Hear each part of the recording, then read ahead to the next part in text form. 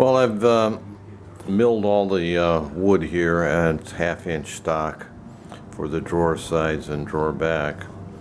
And I haven't cut the drawer fronts out yet, but just wanted to note here that Dovetails don't like a curved drawer front. So I set the curve back here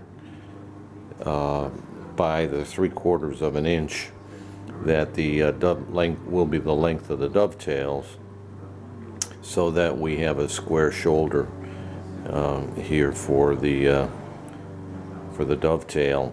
And so I'll cut a line then from here into the main line, so I've got to mark that on each of the drawer backs, so that before I cut it out, so that we have a nice square shoulder for the dovetails. This is a simple dovetail layout that I'm doing here. This is the front dovetails, which are 3/4 of an inch long, since the front of the curved front drawers is about 7/8, so that leaves 1/8 of an inch there, since they're half blind. And I've left a chunk down here for where the drawer bottoms go in. We'll probably have a 1/4 inch plus a 1/4 off of the bottom, and then three pins, and then this pin on top here is allows so the cherry will be seen at the top. So pretty simple layout here, and this similar layout in the bottom, although those are through dovetails and only 1/2 inch, because that's the size of the lumber. For those of you who like to watch me chop on dovetails, we'll do a little bit of that. So I cut them halfway through on one side, leave the shoulder, so I have support. I'm going to turn it over.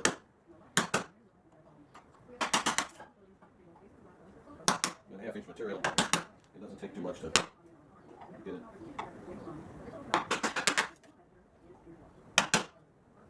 I angle the chisel in a little bit, as long as the shoulder is correct. The centers can go in from either side. I try to use the widest chisel that'll fit into the opening. Less work.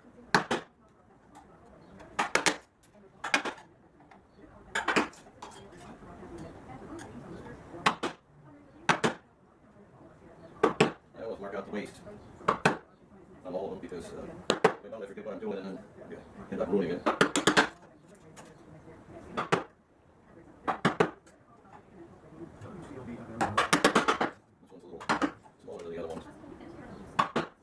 That's a nice thing about hand-cut dovetails. They don't have to be perfect, like machine-cut dovetails are. Identical.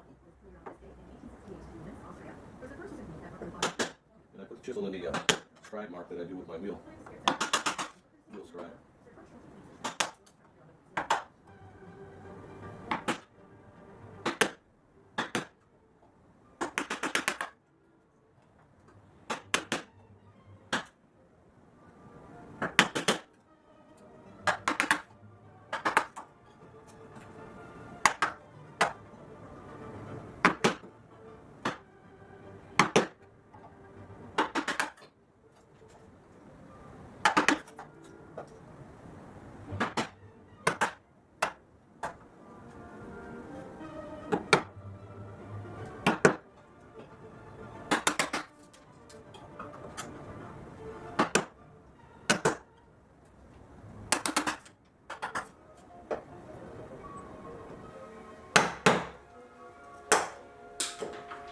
There we have it.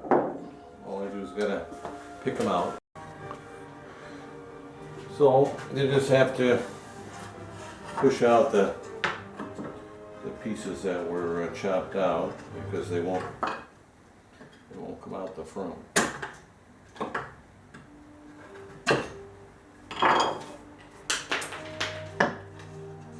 And there you have it.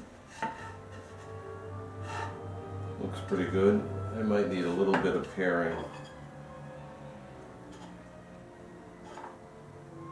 in the middle.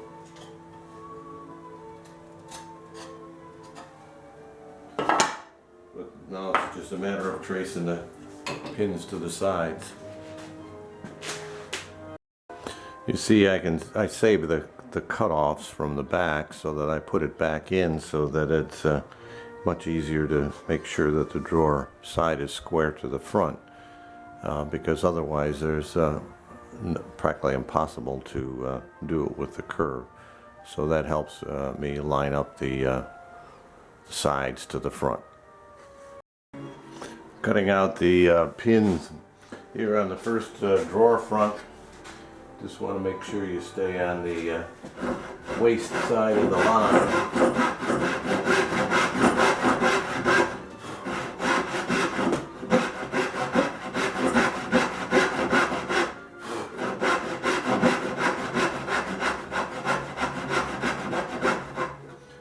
And as usual with the period half blinds, your saw cut goes beyond the line on the inside, which is perfectly normal. Chopping out the pins now, and I've kept the cutoffs from when I cut the curves on the front, so that supports the piece here when I'm chopping out the pins.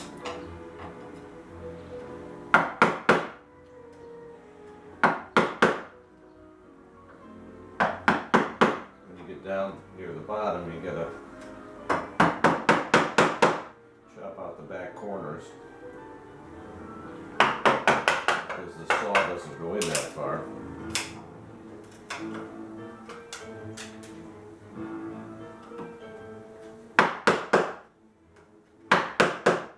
then the last cut is made down here where the scribe mark is, and you just put your chisel in there and flatten it out.